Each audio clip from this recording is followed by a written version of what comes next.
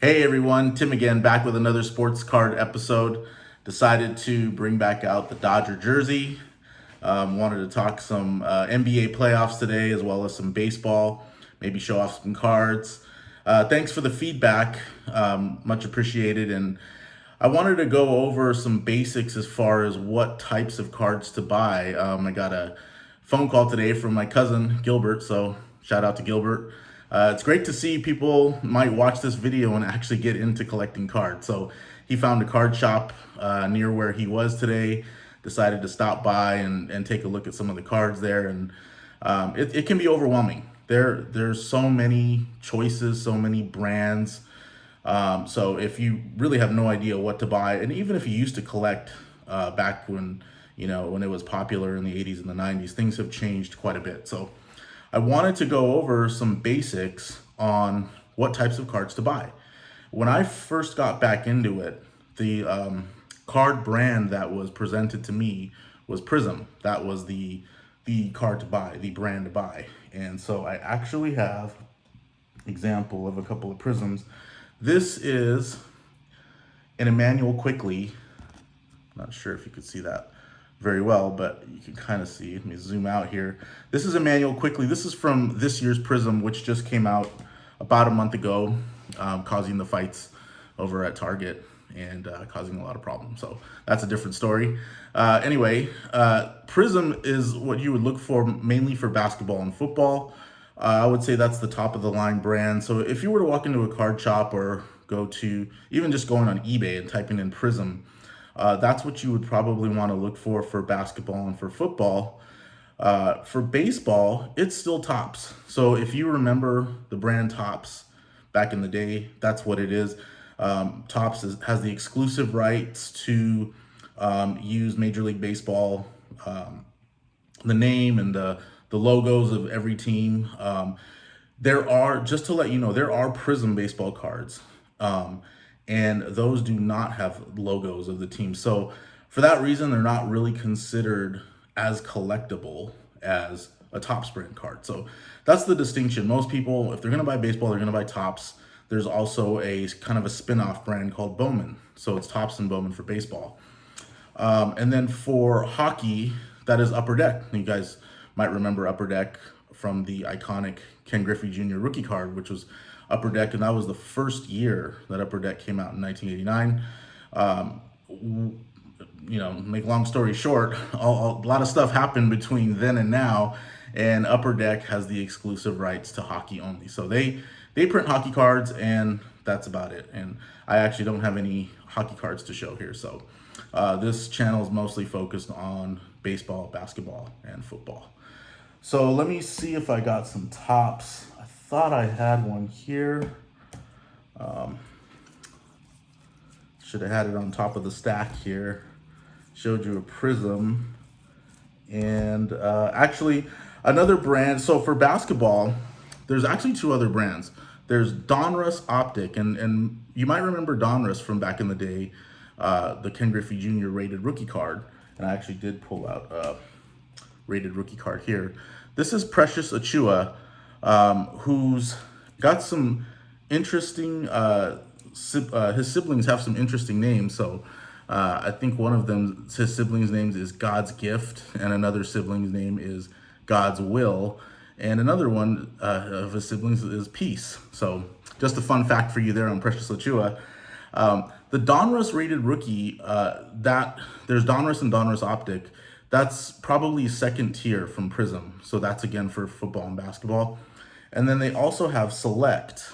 So you might see this brand as well. This is a Cam Reddish rookie card. Select is kind of probably the third tier. So that's debatable. Some people like Select better than Optic. Some people like Select better than Prism. Any of those three are fine to collect if you were trying to collect the rookie cards of your favorite player, just invest in cards, whatever you're trying to do. Those brands would work well for basketball and football. Again, for baseball, it's Topps, and for hockey, it's Upper Deck. So I just wanted to quickly go over that, thanks to the phone call from my cousin. So I'm glad he has at least a little interest in sports cards. since watching these videos. So that was kind of cool. And I also wanted to talk about Shohei Ohtani. Are we sleeping on Shohei Ohtani? And I actually wanted to do this before he hit the game-winning home run today. So I still feel like we are sleeping on Shohei Ohtani. Now, I did look up the price of his cards, and they are creeping up. They're getting closer to Ronald Acuna Jr., who has the same rookie card, same rookie year as Shohei Ohtani. So you're comparing apples to apples when you look at their rookie cards, because it's the same rookie year. And I looked at the Topps Chrome card, which is one of the better cards to get for their rookie card. So I wanted to talk about Shohei Ohtani because he's playing really well this year. And if many of you remember, there was a lot of hype back in 2018. One of the main reasons is because he can pitch and hit, which the last person that could really do that at the major league level was Babe Ruth. So just for comparison, it's pretty amazing that he is able to pitch at a high level and hit at a high level. And one of the problems was that he was injured a lot. And it kind of makes sense because it's difficult to put that kind of stress on the body, both pitching and hitting. I think that he has found his niche this year. I think that he's actually having fun. If he feels, or if management feels that he's not ready to go, they'll just push back his starts. But he's in the lineup every day, and he's hitting very well. I believe he leads the league in home runs. So with his game winner today, I believe that's home run number 12. And that really was the eye-opener for me. I also went to the Angel game a couple of weeks ago and saw him hit a home run over center field off Tyler Glasnow, which was just, it was a blast. And it was really cool to see live a 99-mile-an-hour fastball and the explosion off his bat. So I really believe that people are not paying attention to how well he's playing this year. And I think people know how talented he is, and I think the hesitation is just that he's injury prone. With that said, I think it's a good time to buy his cards. You can get the deals on Star Stock that I've talked about in the past if you were to look for his Star Stock A cards. Or you can buy his PSA 10 already graded cards. So there's a couple of options for buying his cards, but I just think he really makes a good investment right now. I think the injury risk as well as the play of the Angels would be the two things that hold him back from seeing an increase in his card prices. And so, like I said, he looks like he's having fun. It looks like they've figured out how to manage the pitching/hitting aspect of his game. And anything can happen, obviously. I think he got hit on the shoulder one game, and he had to miss a game for that. So, barring freakish accidents, it looks like he might be able to, stay relatively healthy, and it looks like he's just having an amazing season. As far as the Angels as a team, a lot of people are kind of sleeping on them too. One of the things I think that people may not remember is that they almost got into the playoffs last year. And it was a short season, and I believe if the season had gone a little bit longer, they may have been able, to sneak into the playoffs. So with that said, I think the reason why they almost snuck into the playoffs last year is because their lineup got really hot. And I believe if their lineup catches fire again, with Ohtani, with Trout, with Rendon, and Jared Walsh having a really solid season, I think that could really add to their, that could increase their win percentage throughout the course of the year. Now, the big problem with them is their pitching staff. That's what's going to keep them out of the playoffs. They just traded for Hunter Strickland, who looks pretty good. He pitched today, had a nice hold against the Red Sox. And I just believe that the Angels have a pretty good shot at making the playoffs, even though they haven't made the playoffs for the last decade, pretty much in Mike Trout's entire career. So that's going to be interesting to see if they can pull it together. I believe that their lineup will come through. I really don't have a doubt about that. I think it's a matter of if their pitchers can stay healthy, if they make a move for another pitcher, mid-season trade, depending on where they are in the standings. I think those two things are going to really affect whether or not the Angels make the playoffs. If their lineup gets hot in the playoffs, they could be scary. So Ohtani's prices are relatively low. I think he's a good investment, and I wanted to kind of talk about that for a little bit. So if you have any comments on that, please let me know. And lastly, we finally have the NBA playoff schedule. So I just pulled it up here on my computer. Wanted to cover that a little bit because I believe there's some good buys. There's some good cards to invest in. Now, the interesting thing about the NBA playoffs, when I started collecting in January, at least paying a little bit more attention to the market, the NBA market was really hot. And one of the things that people were trying to do was buy cards of teams that are going to make the playoffs. So you saw cards like Donovan Mitchell, maybe Jamal Murray, anybody that they thought was going to make the playoffs and maybe make even a deep run into the playoffs. They were trying to load up on their cards early. Well, there was a lot of people who also were just trying to make a quick buck. And so that caused prices to fluctuate quite a bit. And so what you had throughout the season was a lot of up and down of their prices, kind of like looks like a roller coaster on a graph. And one of the sneaky buys that I think today is Donovan Mitchell. Now, this depends on his ankle. I realize that his prices are down because of the ankle injury. But I noticed that they finished first in the West, which, as it turns out, that is a really good thing for them because the Lakers did not make the 6th seed. The Lakers are in the play-in tournament. What that means is that the Lakers most likely will, based on what I'm seeing here, most likely they will be the 7 seed in the real playoffs, and they will play Phoenix in the first round. So they're not going to play Utah. So that was kind of my thing.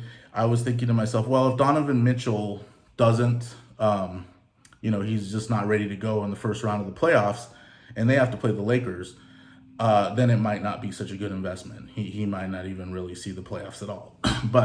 And again, that's just assuming the Lakers beat the Jazz, or would be able to beat the Jazz. So as it turns out, the Jazz most likely will play, I believe they're going to play the Warriors. So just real quick on the play-in tournament, what you have is the teams that finish 7, 8, 9, and 10 have to play in to get into the real playoffs. And that would be the Lakers, the Warriors, the Memphis Grizzlies, and the San Antonio Spurs. So Lakers 7, Warriors 8, Grizzlies 9, San Antonio Spurs 10. I believe that the Lakers will beat the Warriors in the first play-in game. And then the Warriors will have to play either the winner of Memphis or the Spurs. And I believe that the Warriors could beat either one of those two teams to get into the 8th seed. So I think that's my prediction on how that's going to play out. Either way, whoever gets into that 8th spot, I think that's good for the Jazz.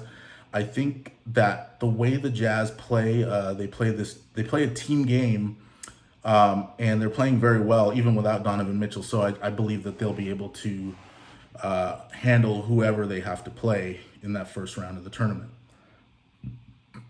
Excuse me. So, with that said, Donovan Mitchell, I believe, is a sneaky good buy right now. I think a couple other good buys. One would be an obvious one, which is Julius Randle.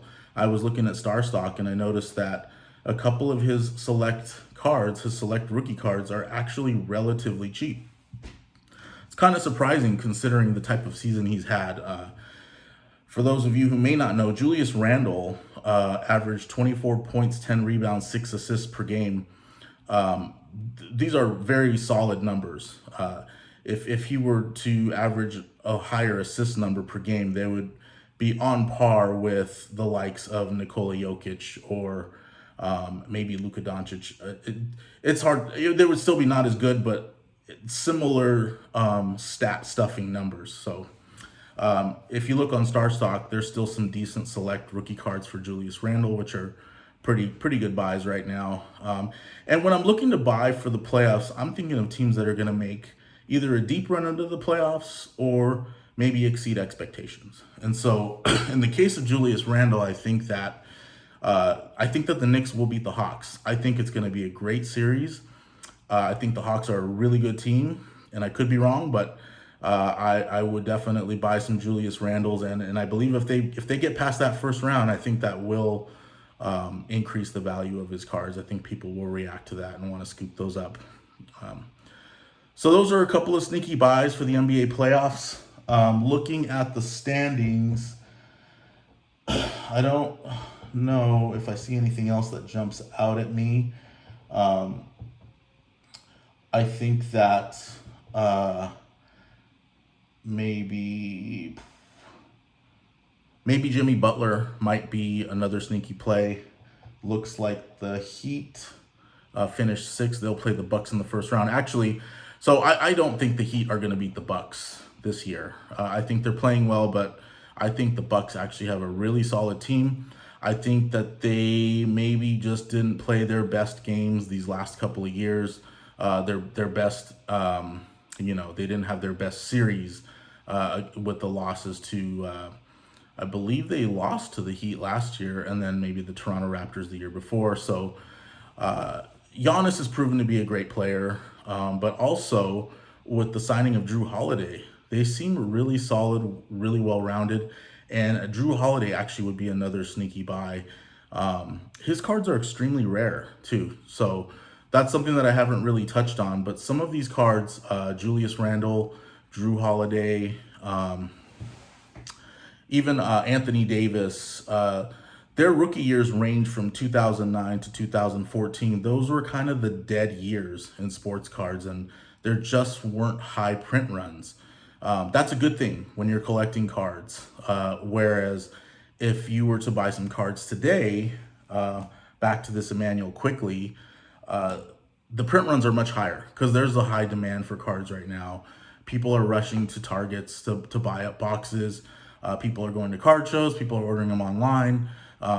So Panini, who is the maker of Prism, is printing more than they used to. I don't believe that they're printing to demand. I think the demand far outweighs the supply.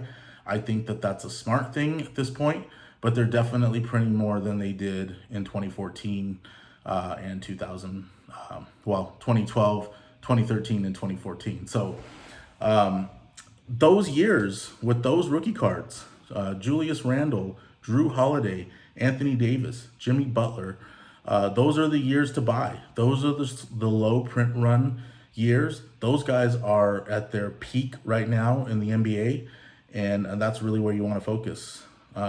So that's all I got for you today. Thanks for watching again, and I'll see you in the next one.